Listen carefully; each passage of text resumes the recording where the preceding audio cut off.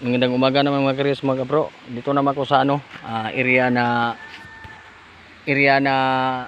tinatrabaho ko na isa. Dito po din sa katapat po din ng hilid po ng kasada din na daanan. Yung unang video ko na nilisan ko. Yan, konti na lang ang nilisan ko, yan na lang. Yan na lang na area. Tapos dito sa kabila banda rin sa kanan na area. Ito. Dapat po nito ng kawain o bamboo tree. Dito sa gilid ng sapa oh. Yan. Ito lang na area. Ito natanimin ko ng konti pa, kulang pa ito. Yan.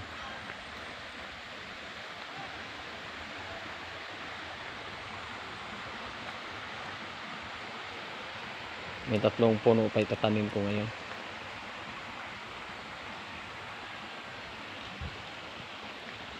At dito may lipitin pa ako ng patay na damo na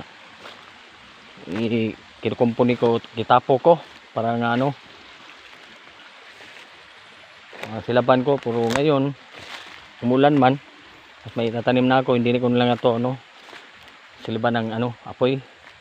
Tapon ko lang dito sa gilid para naman ko agad kasi tumubo na din yung mga sagbot dito. Halos kadalasan ang umulan araw-araw. At ito may taninim na akong konti dito na purebred na saging yan. Ito sa katapat. Yan.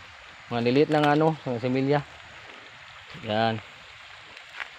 At dito naman na area, sayang naman dito na area na landslide na nadala po ng tubig sa baha.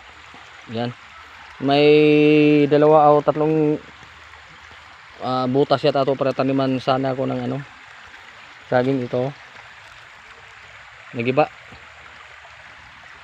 po ng landslide, sayang. Pero dito sa gilid lang magbutas ako ng iba dito na gilid, dito at dito para sa bago ko ng mga taniman dito kasi sayang naman dyan.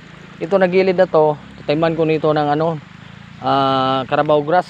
Yung tawag sa amin is napir. Dito hanggang doon napir dito sa gilid para pirsa o pugong po sa sa lupa na sana hindi man landslide. At saka tataniman ko din ito ng hiwalay lang na